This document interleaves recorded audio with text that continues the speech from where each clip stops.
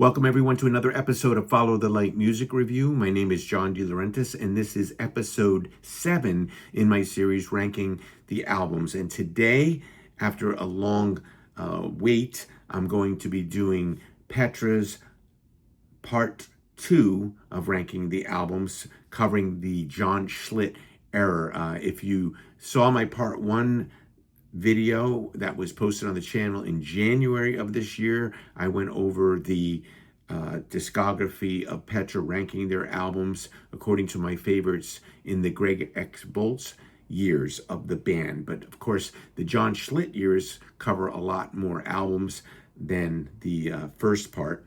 So this one took a little bit longer to prepare and to decide how I was going to rank these in order. So before we get into that, I would like to encourage you to please subscribe to the channel, hit the like button, add your comments, because I'm sure this will be a big discussion here about how you would rank the Petra albums that I'm going to be going over today. And also don't forget to ring the bell and check out the Facebook page under Follow the Light Music Review, where I post information about upcoming videos. I post the videos when they're available, and I also put some other stuff on there too, some albums that I suggest for you to look into, to maybe purchase, that are coming out, or just some videos that I like. There's a lot of different content on there, so make sure you go to Facebook, look up Follow the Light Music Review, and follow that. Okay, so before we get started, I want to talk about what will be ranked here. There's 13 of the JOHN SCHLITT era studio albums that I will be ranking today. I am not including the Double Take album, even though that's an official studio album. It is really just a kind of a reworking of older material of Petra, reformatted in, played in a different way, mostly acoustic. And so I'm not including that in this ranking. I'm also not including Farewell, which is a live album. So we're just focusing on 13 studio albums that will start with the JOHN SCHLITT era, which began with Back to the Street and has run all the way through to 2026 Hope album. So Hope, their latest album, is included in this ranking as well. All right, so again, 13, and I'm going to count them down from 13 to 1 in order of my preference for them. All right, so coming in at number 13, we have Petra, God Fixation. Okay, and this album came out in 1998. This was Petra's 17th studio album, and it finds the band reduced down to JOHN SCHLITT and Louis Weaver, with new members Pete Orta on lead and rhythm guitars, Kevin Brandau on guitars, and Lonnie Chapin on bass. The new members contribute to the songwriting heavily, with Hartman writing most of the lyrics. Producer John Elefante also contributes to the songwriting as well. The song Hello Again on this album sounds more like a John Elefante song than a Petra song. The whole album displays a more modern rock sound, and as such veers away from the classic Petra sound. For sure, there are some standouts here, such as the infectious A Matter of Time and St. Augustine's Pears, which is the only song here that was solely written by Hartman. But this album, I believe, is a far cry away from what most would expect from a Petra album, and some of the songs are tame affairs that venture into typical CCM territory, with not that much to distinguish them. As such, it places at the bottom in my Petra ranking. The album was nominated for a Grammy Award for Best Rock Gospel Album at the 41st Grammy Awards in 1999. Okay, so that's coming in at number 13, Petra, God Fixation. Okay, coming in at number 12 is Petra, Revival. Okay, and this album came out in 2001 on In Pop Records. This was Petra's third praise and worship album. It features only 3 Petra members at this point: Bob Hartman, JOHN SCHLITT, and Louis Weaver. Bass was handled by Rick Kua, and keyboards and programming by Jason Halbert. It is also the only Petra album to not feature any songs at all written by Bob Hartman. It is a well-played album, but I believe it's the weakest of the three praise and worship albums that they did. And the songs, and I think the reason why I say that is the songs sound more like it sounds more like a rock record than a Petra praise album. It has some loud arrangements in there that tend to bury the lyrical focus. And with that said, there are some standouts here, from the heavy rocker, The Noise We Make, which sounds like it could appear on a regular Petra album, and the atmospheric rendition of the classic praise anthem, Better Is One Day. So that one coming in at number 12, Revival. Okay, coming in at number 11 is Unseen Power. And that one came out on Dayspring in 1991. This was Petra's 13th studio album. Intentionally, according to Bob Hartman, it veered into musical avenues that the band would not instinctively go toward. This is evident from the hybrid soul rock workout, Who's on the Lord's Side, which is a cover of a song written by Reverend Timothy Wright, that features choral vocals with call and response, and was a radio hit, charting at number 23. And even though this is kind of a different style for Petra, this is one of the strong tracks on here. One of the band's also strongest opening tracks is Destiny, which is a rocker that has Schlitt mimicking in parts the vocal style of Aerosmith Steven Tyler. It is a sprawling rocker that won the Dove Award for Rock Recorded Song in 1993. There's also a beautiful, soulful song called Hand on My Heart, which Schlitt sounding like Smokey Robinson here, in a song that sounds like something the Temptations could record and sing. The song would be a number one radio hit for the band for 2 weeks. And another strong track here is another Aerosmith style rocker called Dance, with words by Hartman and music by John Elefante, that blends a rocking riff with Schlitt belting out the lyrics here. And one of the lines that's kind of like sticks in your head in the chorus is "Dance with the one who brung ya." Really creative lyrics in here as well. Though the diversity helps this album be a different foray of musical avenues for the band, this one doesn't rank as high for me, because I feel it has, this one I feel like the Elefante brothers production here kind of takes a bit of the bite out of the album, and the drums in particular are very kind of muted sound here. The album did go on to win the Grammy for Best Rock Gospel Album, but coming in at number 11 for me, Unseen Power. Okay, coming in at number 10 is Petra, No Doubt.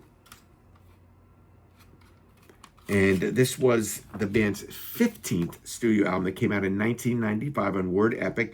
It features new member Jim Cooper on keyboards, joining Schlitt, Louis Weaver, Ronnie Katz, and although David J. Litchens is listed on the album as the lead guitarist, he does not play on the album at all. Hartman plays all the guitars here, and Litchens was hired as the touring guitarist. The album has two fantastic opening tracks in Enter In, which features a great guitar riff and is the album's best track. The lyrics of the song are by Hartman, but the music is written by Cooper and John Elefante. And Think Twice, which is a swaggering rocker that is catchy, with music written by John Elefante, Ronnie Katz, and Jim Cooper, and lyrics by Hartman. And some people might say, how do you have No Doubt ahead of Unseen Power? I think those two opening tracks on this album are better than anything that's on the Unseen Power album for me. So it ranks just a little bit higher than Unseen Power. And I think the album here, like the later God Fixation album, has more of the songs musically written by others rather than by Hartman. The album has a modern rock sheen that again pulls the band into a different musical style than past Petra albums. The soul song written by Bob Hartman is Right Place, and that's a fast-paced rocker with good harmonies and some good nice lead guitar fills. The album is, as a whole, it's a pleasant album, but it's a far cry away from the classic Petra sound.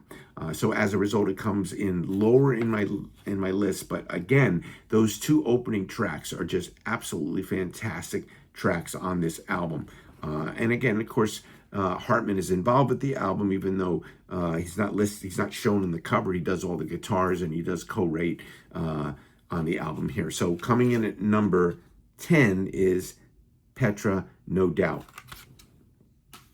Okay, coming in at number 9 is Petra, Praise, The Rock Cries Out.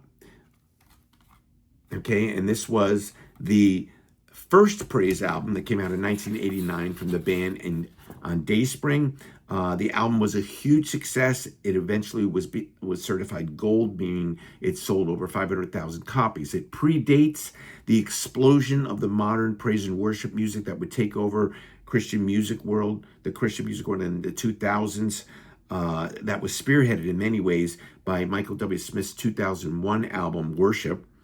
Today, praise and worship albums dominate the releases in Christian music, and many churches have adopted the importance of worship music through worship crews that lead the congregants into praising God before the sermon is preached.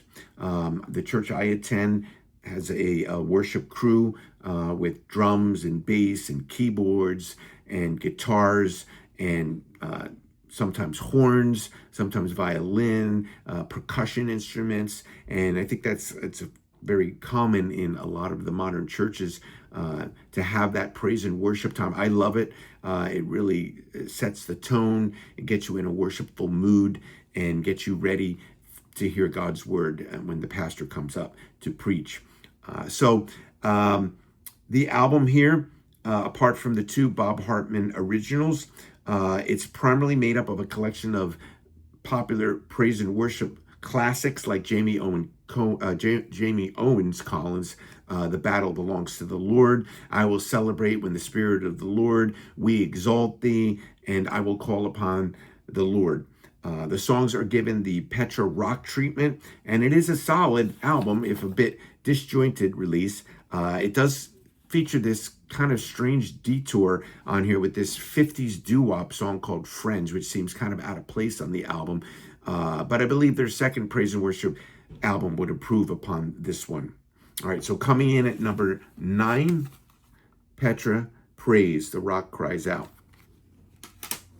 All right, coming in at number 8, Petra, Back to the Street. And this one came out in 1986. And of course, this is the first Petra album to feature new vocalist JOHN SCHLITT, who replaced Greg X Volz and gained fame in the mainstream world with the band Head East. Considering the shoes he had to fill, SCHLITT proves himself to be a powerhouse vocalist to help lead the band into the future. And although this is an often overlooked album, when fans talk about the Petra discography, Back to the Street, I believe, is a very solid album with memorable songs, fine musicianship, and standout lyrics. Some highlights are the title track, Shaking the House, and deep cuts like Another Crossroad and Fool's Gold, also excellent here. The radio hits here are Whole World and Thankful Heart, and they are also strong tracks as well. So it's an overall excellent Petra album for SCHLITT to debut on. And this one, again, coming in at number 8, Petra, Back to the Street. Okay, coming in at number 7 is Jekyll and Hyde.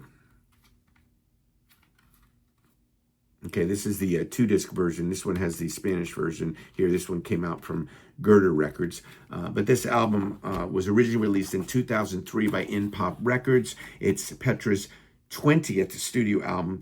And it is without a doubt the band's heaviest album, with sledgehammer guitar riffs that explode from the speakers as the band perform a metallic mix of grunge and rock. And for a long time, this remained the band's final studio album, which was having the live album Farewell that came after it. For 20 years, it remained the final studio album by the band until the band surprised everybody and came back and released the album Hope in 2026, and there actually was a pre-release version of it in 2025 that fans could get, but it was officially released with the album cover and everything by Gerda Records. And we'll talk a little bit about that one later, because obviously I haven't talked about that one yet.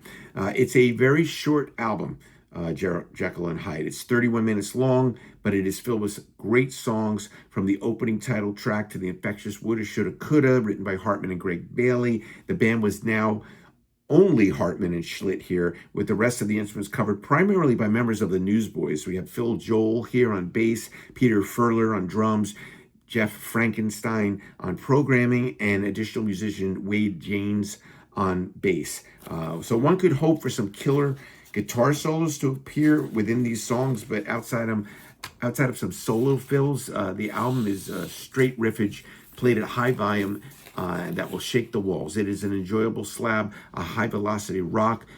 It may not be the Petra album that some may reach for and pull out to listen to as often as some of the others, but I think it's a really strong album. And as one AllMusic reviewer noted, this is metal with teeth and menace. So coming in at number 7 is Petra, Jekyll and Hyde. All right, coming in at number 6 is Hope, the latest Petra album.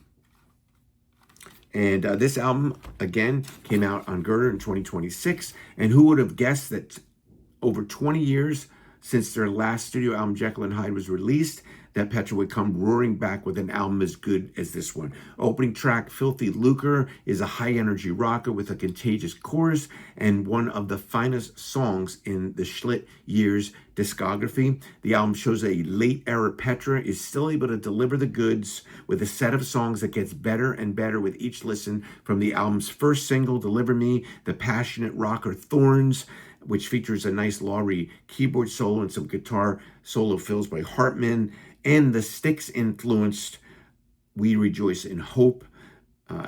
Is this album a hard rocking album, like an album like Jekyll and Hyde or On Fire? Nope, not at all. But it is a solid album from start to finish, with memorable melodies, expert musicianship, and solid production. And that's why this lands toward the top of my list.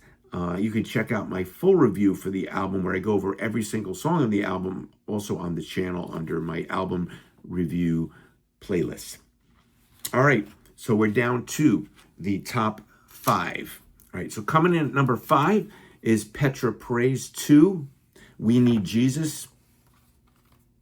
And this album came out in 1997 on Word. Again, this is Petra's second praise album, and it's leaps and bounds ahead of the first. Here, the band truly blossoms as they deliver a cohesive and potent praise album experience. The production direction of John and Dino Elefante could be one of the reasons why the band gel so well here. The vocals and musicianship are outstanding. The song selection is stellar, from the perennial favorite, Lord, I Lift Your Name on High, I Love You, Lord, Ancient of Days, and the title track, We Need Jesus, which features Lou Gramm of Foreigner fame and John Elefante on additional lead vocals. And that song was written also by John and Dino Elefante and Scott Springer.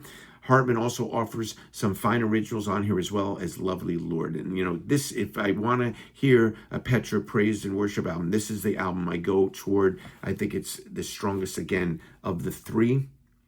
Petra Praise 2, We Need Jesus, coming in at number 5. All right, coming in at number 4 is This Means War. And this was from 1987. This is the second album with John Schlitt on lead vocals. And it's an album that is full of hooky, anthemic songs like the potent title track, which recounts the war between God and Satan after Satan's rebellion and fall from heaven. He came, he saw, he conquered, declaring Christ's victory over death after the resurrection. And the cleverly titled Get on Your Knees and Fight Like a Man. Emphasizing, obviously, the importance of prayer and the power that we have when we go before the throne of grace and make our requests known before God in Jesus' name. And also, not to be missed, are some of the deep cuts here, such as You Are My Rock, a sprawling anthem. The Water is Alive, Cananiah with lyrics about the head Levite in charge of singing, and the proggy pop rock of Dead Reckoning. If you don't think of that song when you think of this album, go back and listen to that song. That's one of the best songs on here. And the two radio hits on here are Don't Let Your Heart Be Hardened, which was #1 for 4 weeks, and I Am Available, which made it to #8. And they offer some heartfelt ballads that are effective and avoid sappiness. This is an overall solid album that showed that the band could survive after the loss of Greg X Volts and head into the future with a more AOR commercial sound. So again, this was the second album that Schlitt sang on after the Back to the Street album in 1986. So coming in at #4, Petra, This Means War. All right, coming in at #3 is On Fire. Okay, and this one came out in 1988. This is often a frequently cited fan favorite, and no pun intended. It is an album that is ablaze with harder rocking songs that offer border on metal, like the catchy Hit You Where You Live. This is the 10th studio album, and it shows that Petra literally means rock on this one, and features some of the most mature and potent songs in their discography. Deep cuts like The Infectious Counsel of the Holy, co-written by John Lowry and Danny Kingen, and The Smoking Defector, what a great song that is, which has some slamming bass lines from Ronnie Katz here, who debuts on this album with Petra, that complement its hard edge. Even the ballads here, First Love and Open Book, which has some funky bass lines again from Katz, have an appeal that lifts them above standard fare. So this album was nominated for a Grammy Award for Best Gospel Performance in 1989. And, I'm sure that there's some Petra fans here. This would be their #1, and I can understand that. It's a great album, On Fire, coming in on my list at #3. All right, so coming in at #2 for me is Wake Up Call. All right, and this album was released in 1993 in Dayspring Records, and this album is where the band took a break from that polished production sound of John and Dino Elefante, and it being their 14th studio album, they enlisted noted producer Brown Bannister, and the sound here is stripped down to a clean and exuberant but raw sound that really showcases the drumming skills of Louis Weaver, whose drums sound killer here. Check out his beats on Praying Man, just for one example. I believe that one of the downfalls of the John and Dino Elefante production on all the other Petra albums that they produce is the drums do not sound as good as they do on here. Louis Weaver's drums sound great on here. You really can see what a fantastic drummer he is here. Songs like Midnight Oil, with its hard-rocking punch in the gut, show a band ready to blast through your speakers and make you take notice. And Hartman adds a great guitar solo here, as he does in some of the other songs here, which is a much welcome feature that was more prominent on the earlier Petra albums. It's more prominent here. Even better than that song, Midnight Oil, is Good News. It's a song that features an Aerosmith-styled swagger and an electrifying harmonica playing on it. The album also features 2 huge radio hits. Marks of the Cross was #1 for 3 weeks, and Just Reach Out, which was co-written by John Schlitt and Rich Goatee, that was #1 for 6 weeks. And I believe that's one of the band's finest songs with a great message. The other radio hit here is He's Been in My Shoes. It's about that still packs a nice bluesy swagger to it. And another gem here is Sleeping Giant. That's a scorching rocker with a great riff that sticks in the brain. This is an absolutely underrated gem in the catalog of Petra, and certainly one of the best in their discography. Again, one that maybe is not brought up as much, but go back and listen to this one again. I think it's absolutely fantastic, and a lot of other people may have thought the same thing, because this album won the Grammy Award for Best Rock Gospel Album, and it also won the Dove Award for Rock Album of the Year in 1994. Just a fantastic album, and again, production-wise, give it a listen and take a note of Louis Weaver, how great his drums sound on here, and how such a good drummer he is here. And you really get to hear him cleanly here under Brown Bannister's production here. So number 2 for me, Petra, Wake Up Call. So of course, what's left is my number 1, Petra, Beyond Belief. This is just an absolute barn burner of an album, coming in at number 1. This was from 1990 on Dayspring Records, and Petra struck gold with this one, literally, as the album was also certified gold for selling over 500,000 copies. It's their 12th studio album. The album plays like a greatest hits album with so many great classics, all contained on one album, from the iconic Creed anthem that sets the Nicene Creed to music that is powerful and moving, the rollicking rock riff of Beyond Belief, to the standout ballad Love, to the harder rocking I Am on the Rock. But every track here shows the band at the height of its powers. The album won the Grammy Award for Best Rock Gospel Album in 1991, and also won 4 Dove Awards for Rock Album, Rock Recorded Song for the title track, and its accompanying long-form music video won, and also the packaging for it. It's an album that stands the test of time, and it easily lands in the number 1 spot in my ranking as the best Schlitt era album. It's a perennial classic. Beyond Belief coming in at number 1. So I hope you enjoyed that. I know a little bit of a wait between part 1 in January, and now we're in April, but it took a long time for me to really absorb all 13 albums and listen to them again over and over, and then decide which order I was going to put them in. So I'd love to hear your comments on this video, how you would rank these albums, what order you would put them in, what are your favorites.